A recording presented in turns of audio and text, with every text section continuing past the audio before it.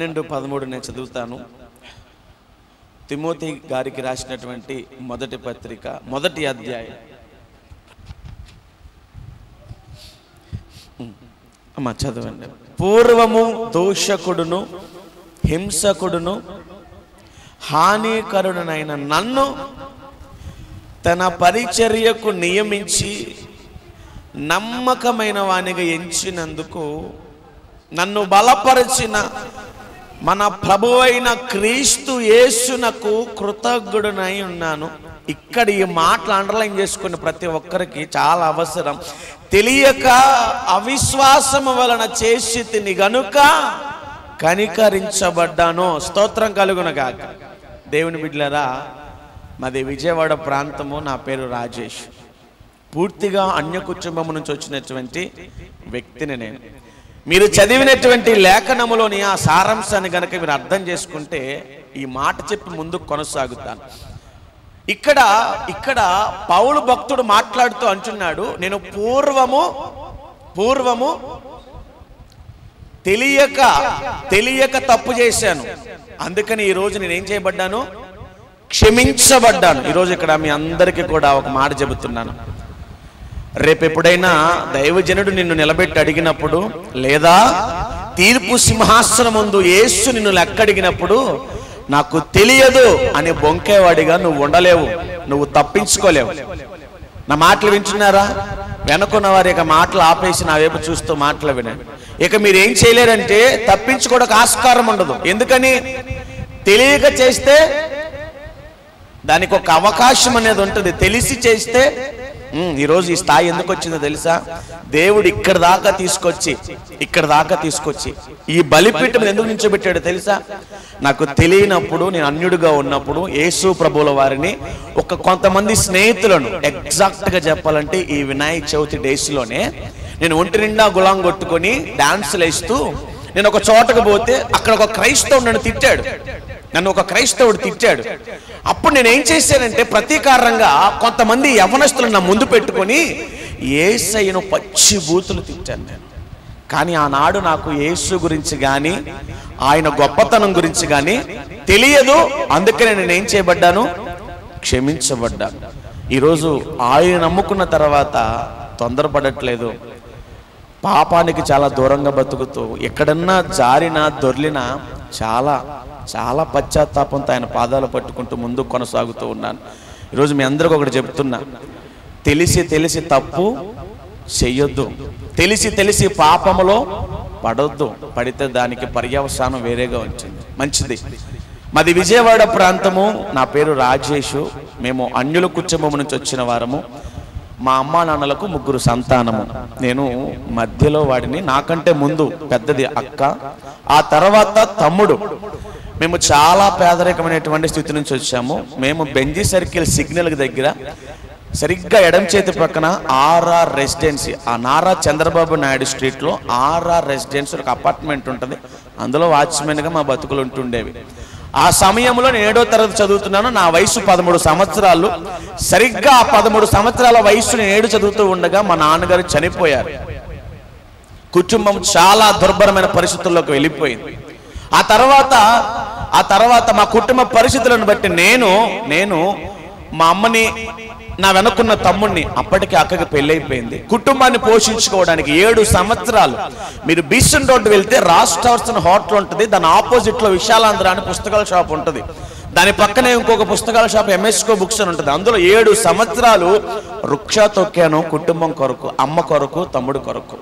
సరిగ్గా 20 సంవత్సరాలు వచ్చేంత వరకు కూడా, నాన్న చచ్చిపోయినప్పుడు 13 సంవత్సరాల వయసు, నాకు 20 సంవత్సరాలు వచ్చేంత వరకు కూడా అమ్మ చెప్పిన మాటే వింటూ, తమ్ముడిని బాగా చూసుకుంటూ, వాడిని చదివించుకుంటూ, ఒక్క మాటలో చెప్పాలంటే మా వీధిలో ఉన్న వాళ్ళందరూ అంటుండేవారు, వీడు ఆడపిల్లగా పుట్టుంటే బాగుండును అనేవాళ్ళు. ఎందుకంటే ఇంటి దగ్గర తలదించితే ఆఫీసులోనే వృక్షోత్తకు కావడం, ఇంటికి రావడం, ఇంకే అలవాటు కానీ ఏ ఆలోచన కానీ ఉండేది కాదు. అంత పద్ధతిగా పెరిగాను 20 సంవత్సరాలు వచ్చేంత వరకు. ఎప్పుడైతే నేను కూడా యుక్త వయసుకి, ఆ యవ్వనానికి, ఆ ప్రయాణానికి వచ్చానో, 20 సంవత్సరాలు వచ్చినటువంటి ఆ సమయానికి ఇక నా బాధ్యతలు మర్చిపోయాను. ఇక కొత్త స్నేహాలు అలవాటు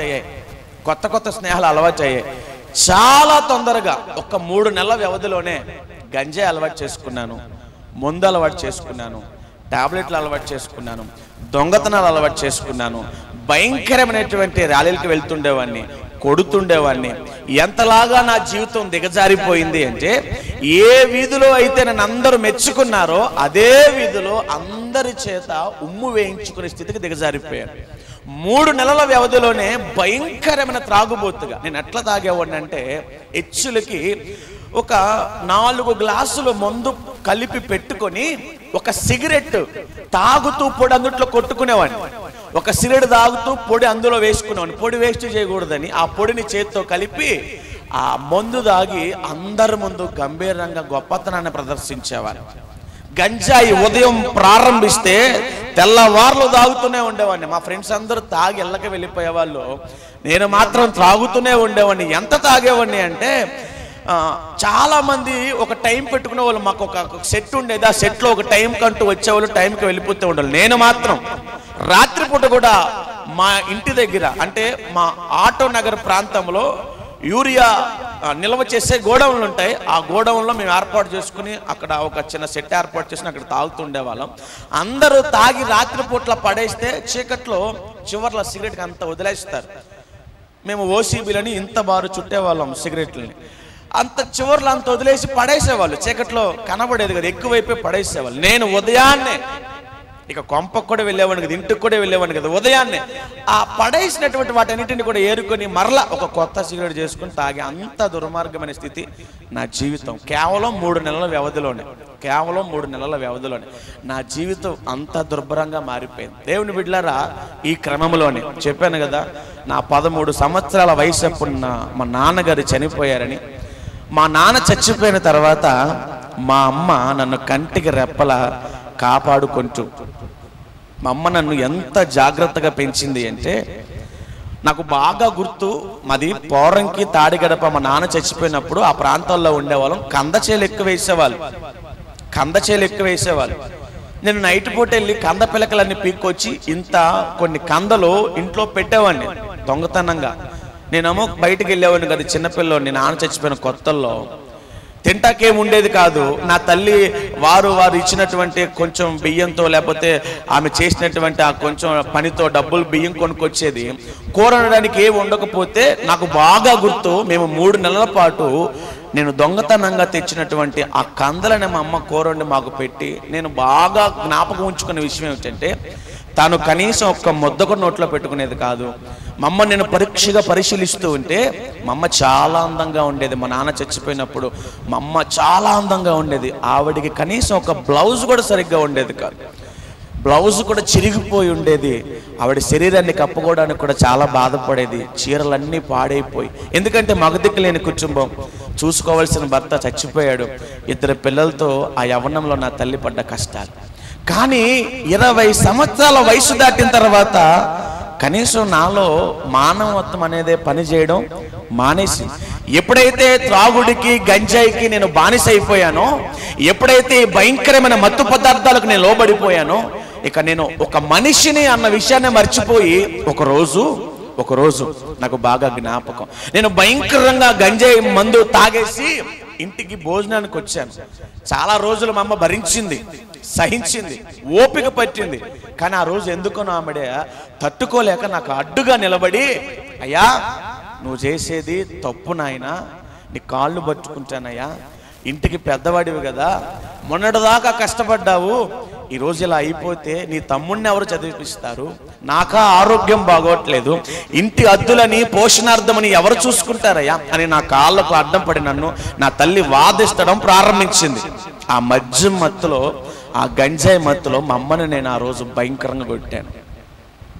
నన్ను చిన్నప్పటి నుంచి, నా తండ్రి చచ్చిపోయినప్పటి నుంచి నన్ను తన కౌగిట్లో పెంచి దాచినటువంటి నా తల్లిని ఆ రోజు కొడితే, నా తల్లికి ఒక గాయమైంది. ఆ గాయాన్ని బట్టి నా తల్లి ఇల్లంతా కూడా కలయి తిరిగేసింది భయంలో. ఇల్లంతా కూడా రక్తం, భయంకరంగా రక్తం ఇల్లంతా.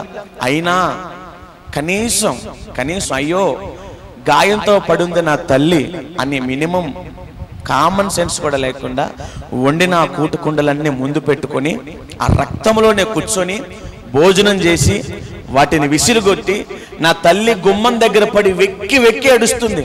అదంతా చూసి నా తమ్ముడు భయపడి పారిపోయాడు ఇంట్లో నుంచి. నా తల్లి రక్తంలో పడి అలా వెక్కి వెక్కి ఏడుస్తా ఉంటే కనీసం నాకు జ్ఞాపకం రాలేదు.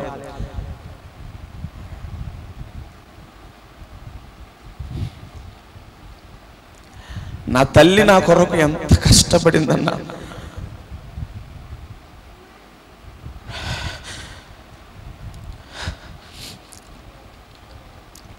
కొంచెం కూడా నా తల్లిని నేను పట్టించుకోకుండా మరలా నేను నా ఫ్రెండ్స్తో గంటేదాన్ని.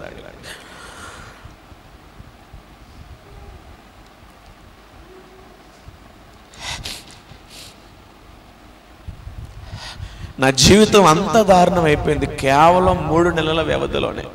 అంత భయంకరమైన పాపిగా మారిపోయాను. పెద్ద చిన్న తేడా ఉండేది కాదు. ఏం చేస్తున్నానో కూడా తెలిసేది కాదు. స్నేహితులతో కలిసి రోడ్డు మీద పోయే పెద్ద వయసు వాళ్ళకు కూడా పిలిచి మరి కొట్టడాలు, త్రాగడానికి డబ్బులు లేకపోతే దొంగతనాలు చేయడాలు, ఎవరైనా అటుగా పోతా ఉంటే సైకిల్లో ఫోన్స్ లాక్కోవడాలు. డబ్బు కోసం ఎంతటికైనా సరే దిగజారిపోవడమే నా జీవితం. కేవలం ఒకటే, తాగడానికి ఖర్చులకు డబ్బులు ఉంటాయి చాలు. అమ్మ ఏం తింటుందో తెలీదు, తమ్ముడు ఏం తింటున్నాడో తెలీదు, కుటుంబ పరిస్థితులు ఏమి నాకు అవసరం లేదు. అంత భయంకరమైనటువంటి పాపాత్ముడిగా నా బ్రతుకు మారిపోయింది. కానీ అన్యుడిగా బతుకుతున్న నా జీవితంలోనికి నా దేవుడి కృప, నిజంగా ఆయన చిత్తం, ఆయన ప్రణాళిక తలుచుకుంటూ ఉంటేనే నాకు చాలా సంతోషంగా అనిపిస్తూ ఉంటుంది. ఆయన ఎవరో కూడా తెలియకుండా బతుకుతున్నటువంటి నా జీవితంలోనికి అప్పుడప్పుడు ఆయన రావడం ప్రారంభించాడు. సరిగ్గా 23 ఆ వయసు, ఒక 3 సంవత్సరాలు దుర్మార్గుడిగా బ్రతికాను. 23, 22 మధ్యలో ఉంటాయనుకుంటా వయసు. నేను పెళ్లి చేసుకున్నాను. అప్పటికే నీచమైన బ్రతుకున్నది. కానీ ఒక అమ్మాయిని ప్రేమించి పెళ్లి చేసుకున్నాను. ఆ పిల్లని నాతో పాటు తీసుకుని ఇంటికి వెళ్ళాను. సరిగ్గా గుమ్మం బయటికి రాగానే నా తల్లి చెప్పిన మాట ఏంటంటే, అమ్మా ఎవరు నువ్వు? లేదత్తయ్య, మీ అబ్బాయిని ప్రేమించి ఇలా పెళ్లి చేసుకున్నాను, నీకు దండం పెడతాను, ఇంటికి వెళ్ళిపో అమ్మా, వాడు కష్టపడ్డాడు, కన్న తల్లినే రక్తం కళ్ళ చూసిన కసాయుడాడు, ఆడిని నమ్మి ఎట్లా వచ్చావమ్మా నువ్వు? నిన్ను ఏ కోసాన చూసుకున్న వాడు నిన్ను సంతోషపరచలేడు, నీ కాళ్ళు పట్టుకుంటాను, మీ అమ్మ నాన్న దగ్గరికి వెళ్ళిపో అమ్మా అని. మా ఇంట్లో గంజాయి పొట్లాలు గూట్లు మేము పెట్టేవాడిని. అవి తెచ్చి ఆ పిల్ల ముందు పడేస్తే గుండె బద్దలైపోయింది నా భార్యకి. ఎందుకంటే నా గురించి తనకు తెలియదు. మోసం చేసి పెళ్లి చేసుకున్నాను.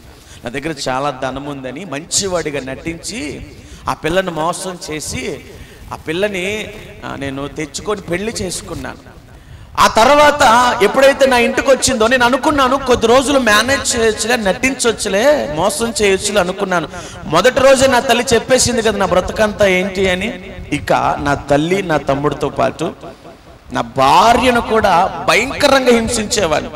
ఎంతలా హింసించేవాడిని అంటే, మేము అద్దుకుండే ఇల్లు ఇంచుమించుగా ఇంతే ఉంటుంది, ఒక్క గదే, ఒక పక్క వంటగది, అక్కడే నేను అమ్మ తమ్ముడు పండుకుంటూ ఉండేవాళ్ళం. నేను ఎంత భయంకరంగా ఉన్మాదంతో ప్రవర్తించేవాడిని అంటే, రాత్రులు 2-3 గంజాయి తాగేసి వచ్చేసి భయంకరంగా ఆ టైంలో నా భార్యను లేపి నాతో పాపం చేయమని అడిగేవాడిని. నా కాళ్ళు పట్టుకుని తను అనేది, నీ తల్లి తమ్ముడు పక్కనే ఉన్నారు యా, నీకు దండం పెడతాను పొడుకు అంటే, అప్పట్లో దోమ చక్రాలు వాడేవాళ్ళు, వాటితో నా శరీరం అంతా కాల్చుకునేవాడిని, నాతో పండుకుంటావా లేదా అని.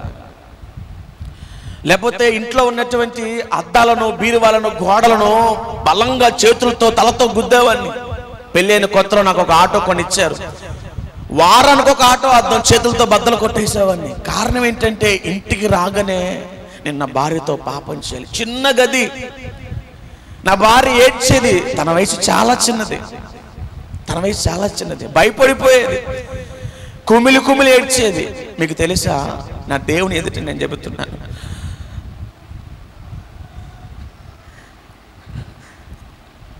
తాను ఒక బొమ్మలా పడుంటే నా కామవాంఛ తీర్చుకోవడానికి ఒక మృగంలా ప్రవర్తించేవారు.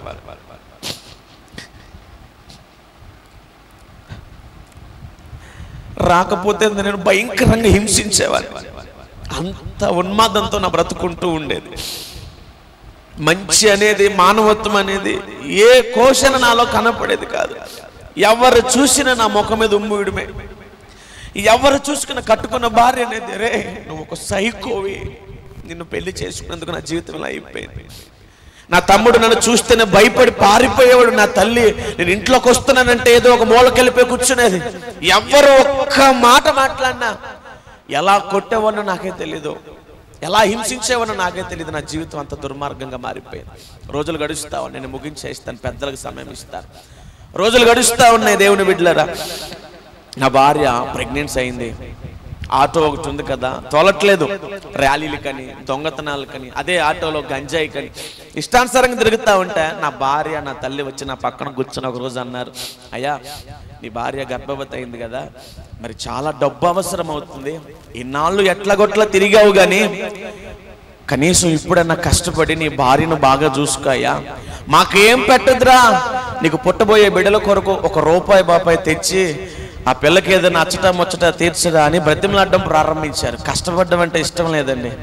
ఇప్పుడు చిన్నప్పుడు కష్టపడ్డాను, కష్టపడి విసిగిపోయాను. ఎంత కష్టపడ్డా జీవితం మారలే, డబ్బు సంపాదించలేకపోయాను. ఇంకేం కష్టపడతాం, అడ్డదారులు డబ్బులు సంపాదిద్దాం అన్న ఆలోచనతో ఉన్నాను. ఇక నా భార్య నా తల్లి నా పక్కన కూర్చొని నన్ను బలవంతం చేయడం ప్రారంభించారు. కష్టపడరా, ₹1 తీసుకురా అని. అబ్బే మాట వినట్లేదు. ఒకరోజు బార్లో కూర్చొని మందు తాగుతా ఉన్నా. ఆటో నగర్ 100 అడుగుల రోడ్డు, ఎగ్జాక్ట్గా 100 అడుగుల రోడ్డు. ఆటనర్ గేట్ నుంచి కొంచెం ముందుకు రాగానే స్టార్ వైన్స్ అని ఇప్పటికీ ఉంది బార్. ఆ బార్లో కూర్చొని మందు తాగుతా ఉన్నాను. ఒక స్నేహితుడు అనుకోకుండా నన్ను కలిశాడు. వాడికి నాకు మధ్య ఒక చిన్న సంభాషణ. ఏంటి అన్నాడు. నా పరిస్థితి అంతా వివరించాను. చివరికి ఒకటే అనుకున్నాం, ఎట్లాగైనా డబ్బు సంపాదించాలరా, ఎట్లాగైనా డబ్బు సంపాదించాలి, దాని కొరకు ఏమేం చేద్దాం, ఎట్లయినా డబ్బు సంపాదించాలి అన్న భావన కలిగింది. రోజులు గడుస్తూ ఉన్నాయి. ఇంచుమించుగా నాకు నేను డబ్బు సంపాదించాలి అన్న ఒక క్రూరమైన ఆలోచన వచ్చిన దగ్గర నుంచి, నా భార్య ప్రెగ్నెంట్ అని చెప్పే కదా, నా భార్యకు ఒక పాప పుట్టింది. నాకు మొట్టమొదటి సంతానంగా దేవుడు ఒక అమ్మాయిని ఇచ్చాడు.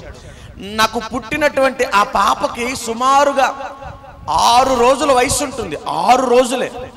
ఇప్పుడే వస్తానని చెప్పి నేను నా స్నేహితుడితో పాటు కలిసి, నేను తోలే auto high school road, Patamata high school road విజయవాడలో, రైతు బజార్ ఏరియా, ఒక అతనికి 20,000కి ఆటో తాకట్టు పెట్టాను.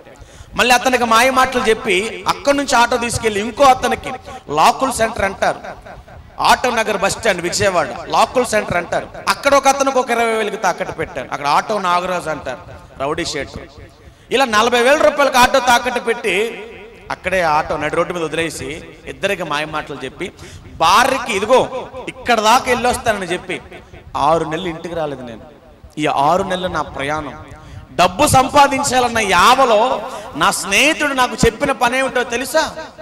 దాని మీద సినిమాలు కూడా తీశారు, వెబ్ సిరీస్లు కూడా వచ్చాయి. ఫోన్లోకి వెళ్ళి కొట్టండి, RP coin, rice pulling coin అని చెప్పి యూట్యూబ్లోకి వెళ్ళి కొట్టండి. వెబ్ సిరీస్లు కూడా వచ్చాయి. 2 తలకాయల పాములని, ఆలుగులని. దేవుని బిడ్డలారా, ఈ స్మగ్లింగ్కి సంబంధించిన విషయాల మీద నన్ను ప్రోత్సహిస్తే ₹40,000 తీసుకొని నేను ఒక బండి తీసుకొని కొంతమంది అన్నయ్యలతో పాటు కలిసి యలమంచిలి, తుని, నర్సీపట్నం ఆ ప్రాంతాలకు వెళ్ళిపోయాను. అక్కడ ఇంచుమించుగా ఒక 3 నెలలు స్టే చేసి ఆ పనుల మీద తిరిగాం. ఏ పని అవ్వలేదు. వేటగాళ్ళతో పాటు కొండల్లో తిరిగాం.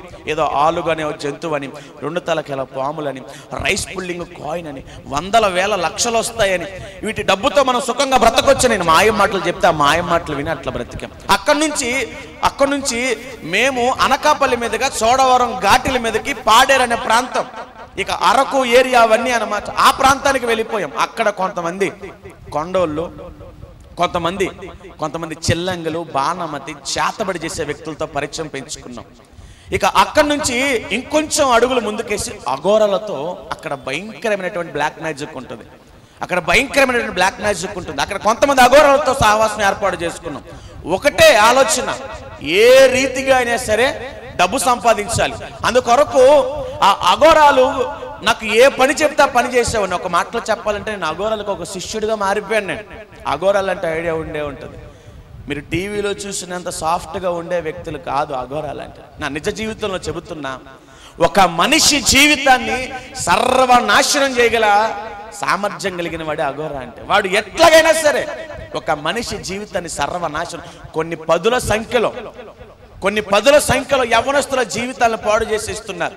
అప్పట్లో నాకు తెలిసినటువంటి ఆ సమయంలో, ఇది జరిగి ఇంచుమించుగా 7-8 సంవత్సరాల క్రితం మాట.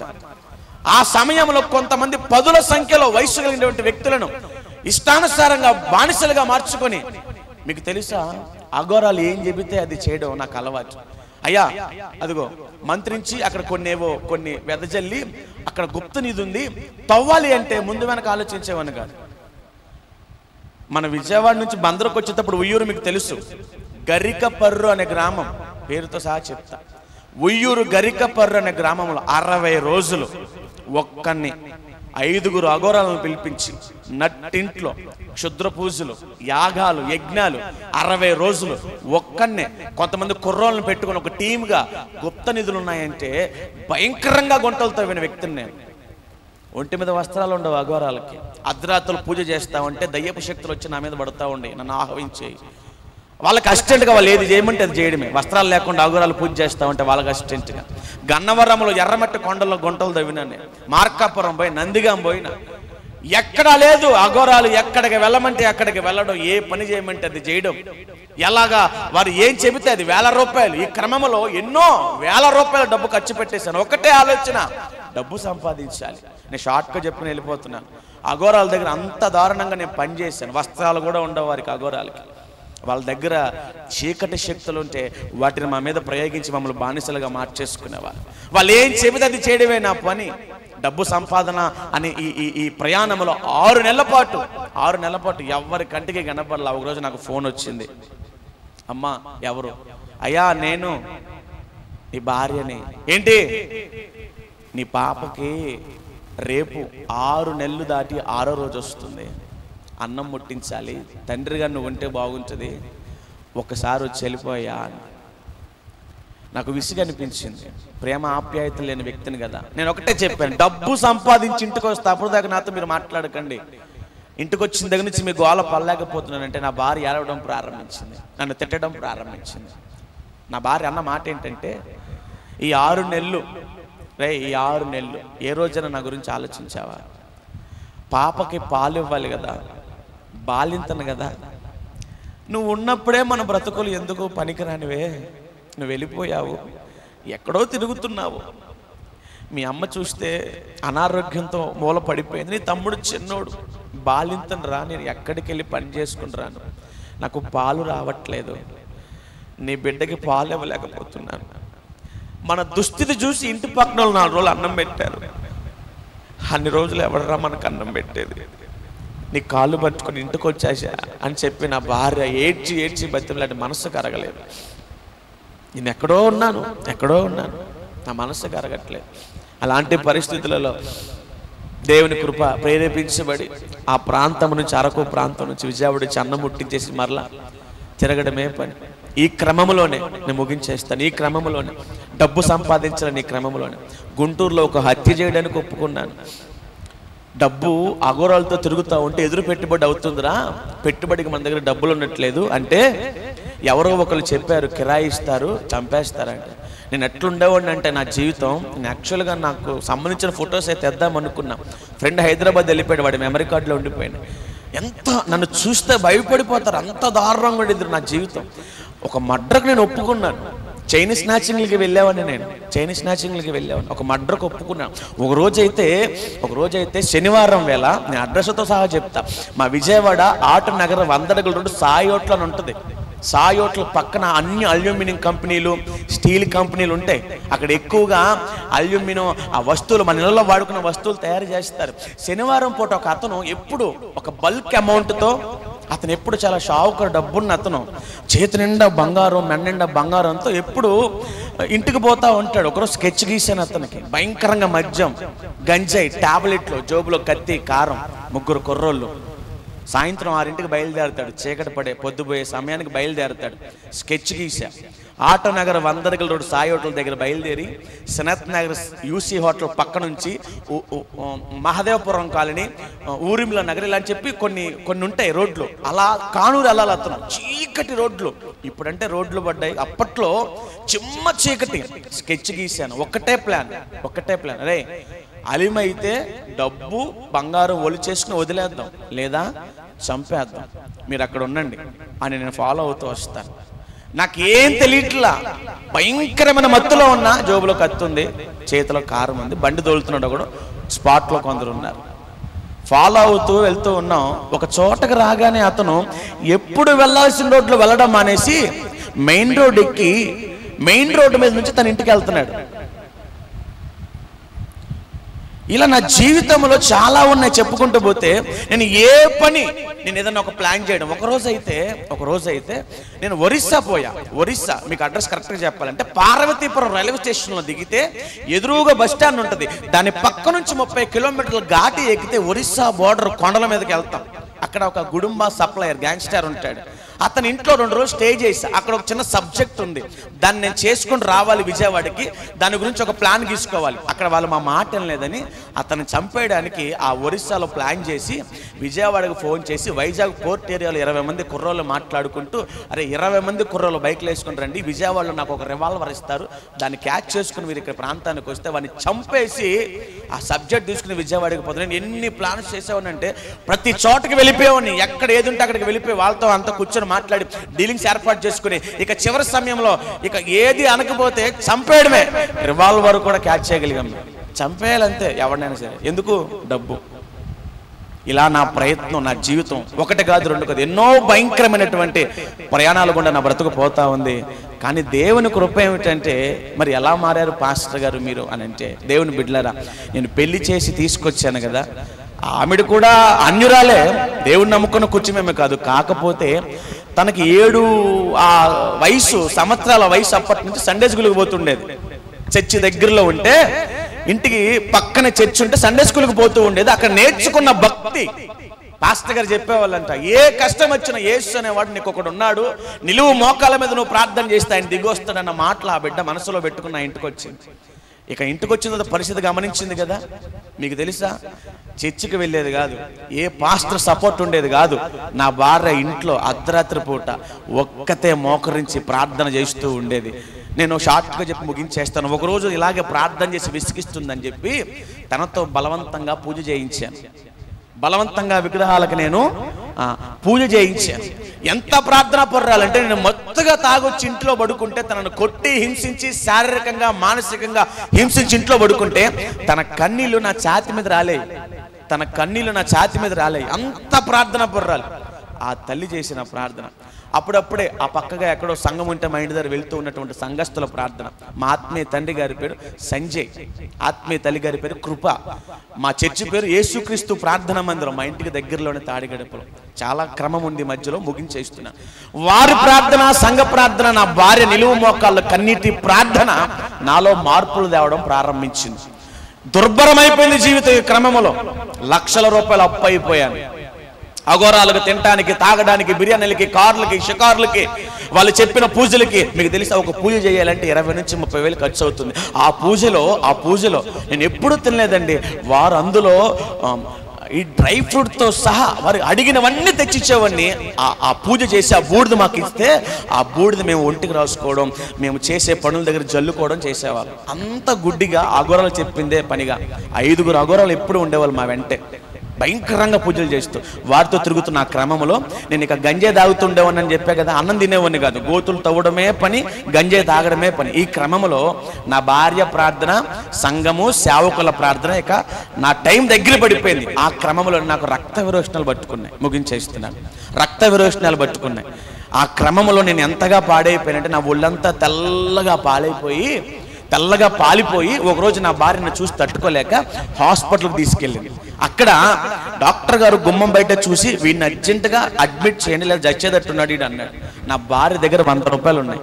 నేను కష్టపడే వ్యక్తిని కాదు, 1000 రూపాయలు అఘోరాలకు దారపోసాను. నా భార్య రోడ్డు మీద ఒక మాటని తిట్టి, నన్ను ఇప్పటికైనా మారరా అని నన్ను తిట్టి నన్ను అసహించుకుని వెళ్ళిపోయింది.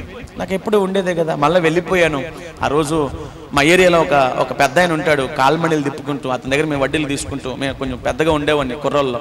నాకు 2000 ఇచ్చి, అరే మన కుర్రోళ్ళకి మందు పోపించినా అంటే ఫుల్గా మందు గంజే తెచ్చి అందరూ కూర్చొని తాగుతూ నైట్ పూట వాళ్ళు తాగలేక పడిపోతే వాళ్ళ ఎంగిలి కూడా నేను తాగేసి ఇంటికి వెళ్తేప్పుడు వచ్చిన దొంగతనం చేసుకొని ఆటో వేసుకొని ఇంటికి వెళ్ళి ఆటో ఇంట్లో పెట్టేసి పడుకున్నాను. తెల్లవారుతా ఉంది. నా భార్యకి నాకు చిన్న గొడవ, ఇంట్లో బయటకు వచ్చేసాను. ఒక తమ్ముడు నాకు కనపడి అన్నయ్య ఏంటి ఇలాగ అయిపోయావు, ఏమైందంటే వివరం అంతా చెప్పాను. అతను నాకు చెప్పిన మాట, అన్నయ్య ఇప్పటికైనా మించిపోయింది లేదు, నువ్వు దేవుని దగ్గరికి వెళ్ళి ప్రార్థన చేసుకో, నీ లైఫ్ మొత్తం మారిపోద్ది అన్నయ్య అని చెబితే నేను నమ్మలేదు. ఆ రోజు కూడా పిచ్చగా తాగిన. ఎంతలా గంజే తాగేవాడిని అంటే, ఓ రోజు నేను నా స్నేహితుడు గంజే కొనుక్కోవడానికి వెళ్ళాం. మా విజయవాడ, పాయకాపురం, బాంబే కాలనీ, సింగనగర్ ఇప్పుడంతా మునిగిపోయిన ప్రాంతాలు టీవీలో చూస్తున్నాను. అక్కడ గంజా బాగా అమ్ముతారు. ఆ ప్రాంతానికి మేము కొనుక్కోడానికి పోయాం. నాకు అర్జెంటుగా మోషన్ వస్తే నా ఫ్రెండ్ నన్ను గమనిస్తున్నాడు, ఏంటి ఇంత అనారోగ్యంలో కూడా వీడు గంజా తాగాల్సిన పని ఏమిటని. నాతో పాటు వచ్చిన వ్యక్తిని గమనిస్తా ఉంటే బ్లడ్ అలా కారిపోతా ఉన్నా, నేను అలాగే గంజా తాగుతా ఉన్నా. ఇంత గొట్టాలు ఉంటాయి, ఇంత బారు, ఈ మైక్ అంత గొట్టాలు ఉంటాయి, మేము గంజా కూర్చుకొని తాగుతాం. ఓ పక్క బ్లడ్ దారులుగా పడతా ఉంది, గంజా తాగుతా ఉన్నా. నా ఫ్రెండ్ అన్నాడు, బావ చచ్చిపోతావు, ఇప్పుడు తాకపోతే నష్టమే వచ్చిందంటే. ఒకటే చెప్పేవాడు, నేను ఏ పని చేసిన అందుట్లో మేనరిజం చూపించేవాడిని. ఇది నేను చేయకపోతే ఇప్పుడు నేను తక్కువైపోతా అన్నట్టుగా బతికేవాడిని. ఆ క్రమంలో ఆ రోజు రాత్రి పీకల దాకా తాగి ఇక నాకు అర్థమైపోయింది, నేను చచ్చిపోతానని అర్థమైపోయింది. నేను నడక కూడా పడట్లేదు, నా ఒళ్ళంతా తెల్లగా పాలిపోయి రక్తమంతా పోయింది. ఒక గోడ దగ్గరికి వెళ్ళి, నా భార్య ఇంట్లో ఒక మూల కూర్చొని ప్రార్థన చేసి, ఆ గోడ దగ్గరికి వెళ్ళి శనివారం పూట ఒక చిన్న ప్రార్థన చేసినట్టు కూడా నాకు జ్ఞాపకం లేదు. చేశాను, ఏదో ఒక 4 మాటలు ఆయనతో చెప్పుకున్నట్టున్నాను. నా పరిస్థితిని బట్టి పండుకున్నాను. దేవుని మహాకృప ఏమిటంటే ఆదివారం ఉదయం 9 గంటలకు లేచాను. నా శరీరం అంతా తెల్లగా పాలిపోయి బలహీనుడిగా ఉన్నటువంటి నా బ్రతుకు క్షణాల్లో మారిపోయి మళ్ళా నూతనమైన బలం పొందుకుని ఆలోచిస్తా ఉన్నాను. నా భార్య రెడీ అయిపోయి గబగబా మందిరానికి వెళ్తూ ఉంటే ఏదో ఆలోచిస్తా ఉన్నాను, ఏంటి నా లైఫ్ ఇలా మారింది, నా చేతులు నా కాళ్ళని ఇలాగ అయిపోయినాయి, ఏంటి ఇంత ఆరోగ్యం ఎక్కడి నుంచి వచ్చిందని చెప్పి ఆలోచన చేస్తా ఉంటే దేవుని బిడ్డలారా నాకు ఒక స్వరం వినబడుతోంది, లేచి నా మందిరానికి రా. నేను నమ్మలేదు, ఎవరు మాట్లాడుతున్నారని చుట్టూ కలయి చూశాను. నా భార్య తన పనిలో తను గబగబా వెళ్ళిపోతాక ప్లాన్ చేసుకుంటుంది. నాతో పాటు నా మందిరానికి రా, నేను నీతోనే ఉన్నాను, నువ్వు నన్ను గమనించట్లేదు, లే అని చెప్పి ఒక మాట నాతో వినబడడం ప్రారంభించింది. ప్రేరేపించబడ్డాను. నా భార్యని ఆగమన్నాను. నేను మందిరానికి వస్తా అంటే నమ్మలా, కానీ వెంటబడి గబగబా వెళ్ళాను. ఒక మూల కూర్చున్నాను. 2.5 గంటలు ఏడ్చాను. ఎందుకు ఏడుస్తున్నానో తెలియట్లేదు. మీకు తెలుసా, ఒకరిని ఏడిపించడమే తప్ప ఏడవడం ఎప్పుడు నాకు చేత కాదు. కానీ ఆ రోజు 2.5 గంటలు ఏడ్చాను. చివర్లో పాస్టర్ గారు వాక్యం ముగించుని వెళ్ళిపోతుంటే దేవుడు మాట్లాడుతున్నా, బాప్తిజం ఇవ్వమో అని అడుగు అన్నాడు. నా మాట నమ్మలా ఆ పాస్టర్ గారు. భయం నేనంటే, ఎందుకంటే ఒకరోజు అర్ధరాత్రి ప్రాణ భయంతో పాస్టర్ గారికి ఫోన్ చేశా. ఒకరోజు గుంట తవ్వుతూ ఉన్నాను. ఆ గుప్త నిధికి ఒక మనిషిని బలిచ్చి పాతి పెట్టారు. నేను తవ్వుతున్నప్పుడు ఎముకలు బయటకు వచ్చే, కాళ్ళు చేతులు కాళ్ళ నాకు. అక్కడ ఉన్నటువంటి వ్యక్తులందరూ భయపడిపోయారు. నేను తవ్వుతూ ఉంటే ఒక స్కెలిటన్. ఆశ్చర్యపోయాను, ఏమిటన్నా అంటే ఒక అఘోరాకు ఫోన్ చేసి కేరళ నుంచి అక్కడ ఒక హిజ్రాని బలించి పెట్టారు, మీరు అక్కడ నుంచి వెంటనే బయటికి రాకపోతే మీరు చచ్చిపోతారని మమ్మల్ని హెచ్చరిస్తే ఆ ప్రాణ భయంతో పాస్టర్ గారికి ఫోన్ చేసి విషయం అంతా చెబితే ఆ రోజు నుంచి నాతో మాట్లాడడం మానేశాడు. అలాంటి వ్యక్తికి నేను ఫోన్ ఆ రోజు మందిరంలో కనపడి బాప్తిజం అని అడిగితే వెళ్ళిపోతున్నాడు కంగారుగా, నీలాంటి మేము బాప్తిజం ఇవ్వమని. కానీ అడ్డం పడి నాకు బాప్తిజం ఇస్తారా లేదా అని నేను గొడవ పెట్టుకుంటే ఆ రోజు ఆయన భయంగానే, సరే ఒక 3 రోజుల ఉపవాసం నుండి రాయేష్ గారు మీకు బాప్తిజం ఇస్తామని చెప్పి కంగారుగా వెళ్ళిపోయారు. అన్నట్టుగానే ఒక శుక్రవారం వేళ నన్ను తీసుకుని పోయి యేసు నామములో నాకు బాప్తిజం ఇచ్చి లేపారు. దేవుని కృప ఏంటంటే ఆ శుక్రవారము దేవుడు మనందరి కొరకు మరణించినటువంటి శుభ శుక్రవారం. అవి లెంటి డేస్. ఆయన చనిపోయినటువంటి ఆ శుభ వేళలో నేను బ్రతికాను. భయంకరమైనటువంటి పాప లోకములో నుంచి ఆయన కొరకు నేను ఒక నూతన జన్మనెత్తాను. నా దేవుడు అలాంటి పాప బహిష్టమైనటువంటి ఆ పరిస్థితుల్లో నుంచి ఇక్కడ దాకా తీసుకొని వచ్చాడు అంటే కారణం ఏంటో తెలుసా? ప్రార్థన. ఎవరి ప్రార్థన? నా భార్య ప్రార్థన, సేవకుల ప్రార్థన, సంఘ ప్రార్థన. చెప్పుకుంటూ పోతే చాలా భయంకరమైన సంగతులు ముగించేస్తున్నాను. ఇలాంటి పాప జీవితంలో నుంచి ఈ పరిశుద్ధమైన ప్రభు జీవితంలోకి ఎలా నడిపించాడో తెలుసా నా దేవుని నమ్ముకోగానే నేను గుడ్ ఫ్రైడేకి దేవుని నమ్ముకున్నాను. జనవరిలో మీటింగ్ పెట్టాను. ఎక్కడ పెట్టానో తెలుసా? ఇది వినాయక చవితి కదా, మేము ఒక బొమ్మ పెట్టుకొని ఆ బొమ్మల ముందు డాన్స్. నేను ఆటో ఎదర చక్రం లేపుతోలేవాడిని. ఆటో ఎదర చక్రం, మెల్లో దండ, ఫుల్ బాటిల్, అంత డాన్సర్ నేను. అలాంటి ఏరియాలోకి వెళ్ళి నేను మారాను. నా పుట్టినప్పటి అదే ఏరియా. నా స్నేహితులు డ్రగ్ అడిక్టర్లు, దొంగలు, కేసులు ఉన్నాయి, రౌడీ షీటర్లు ఉన్నారు, ఒంటి నిండా కోతలతో ఉంటారు. అలాంటి ఏరియాకి వెళ్ళి 3 దినాల సభలు భయంకరమైన తుఫాన్లో 3 దినాల సభలు పెట్టాను. జనవరి 26, 27, 28 అదే టైంలో బైబిల్ మిషన్ సభలు కూడా జరుగుతాయి. నేను విజయవాడ పట్టణంలో మీటింగ్ పెడితే నేను పెట్టిన మీటింగ్లో 3వ రోజు ఎవరు మారారో తెలుసా? నా సాక్ష్యం విని నా తల్లి మారు మనసు పొందుకుని బాప్తిజం తీసుకుంది. అభిషేకం పొందుకున్నటువంటి నా కుటుంబం ఈరోజు దేవుని సేవలో ఉంది. ఆ రోజు నుంచి అనగా 6 సంవత్సరాలుగా దేవుని పరిచర్యలోనే ఉన్నాను.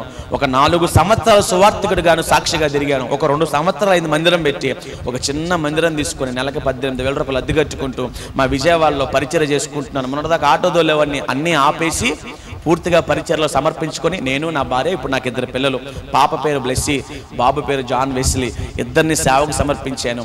నేను నా భార్య సమర్పించుకున్నాం. మా అమ్మ నేను అందరం సేవలో ఉంటూ ఉన్నాం. దేవుని కృపను బట్టి నా జీవితం సాఫీగా సాగిపోతూ ఉంది. మీరే చూస్తున్నారు నా జీవితం.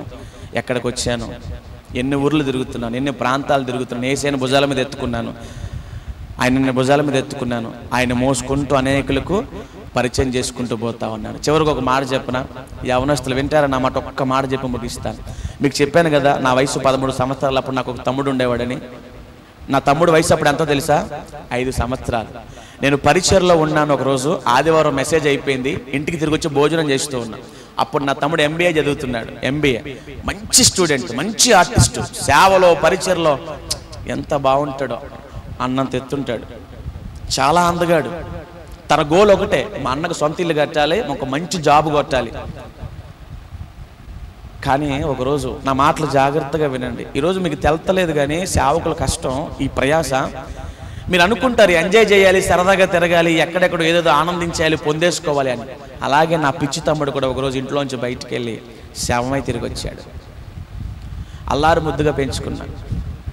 మా నాన్న చచ్చిపోయిన తర్వాత వాడికి ఏ కష్టం కలగకూడదన్న గుండెల మీద పడుకోబెట్టుకున్నవాడిని. కింద పడుకుంటాడేమోనని నా గుండెల మీద పడుకోబెట్టుకుని పెంచుకున్నా నా తమ్ముడిని. మీకులాగే మందిరానికి రమ్మంటే ఆ రోజు ఎప్పుడు వచ్చేవాడు ఆదివారం పూట. ఎందుకనో స్నేహితుల చేత ప్రేరేపించబడి అపవాది శక్తులను బట్టి ఈత కొట్టడానికి వెళ్ళాడు. కృష్ణ నది పాయి ఉంటుంది కదా, మా ఇంటి దగ్గర ఉంటుంది. ఈత కొట్టడానికి వెళ్ళాడు. వాడికి ఈత రాదు, MBA స్టూడెంట్, జ్ఞానం పని చేయలేదు, అపవాది మాయ చేసింది. మీకు చెబుతున్నా, చిన్నపిల్లలు మీరు, మిమ్మల్ని అపవాది ప్రేరేపిస్తాడు. అది చేయి, ఇది చేయి అంటాడు. అమ్మ మాట వినొద్దు, నాన్న మాట వినొద్దు అంటాడు.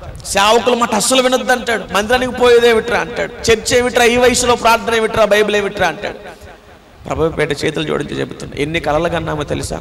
గొప్పగా పెళ్లి చేయాలి నా తమ్ముడికి. ఒక 10 మంది పాస్టర్లను తీసుకురావాలనుకున్నా. అదే 10 మంది పాస్టర్లు వాడికి జ్ఞాపకార్థ గుడికి పెట్టారు. కారణం ఏంటో తెలుసా? యవ్వనాన్ని బట్టి, మీరు చేసే పనులను బట్టి కుటుంబానికి తీరని నష్టాలు కలుగుతా ఉన్నాయి. అది మాత్రం మీరు మానుకోండి. నా జీవితంలో నేను మర్చిపోలేని సంఘటన ఇదే.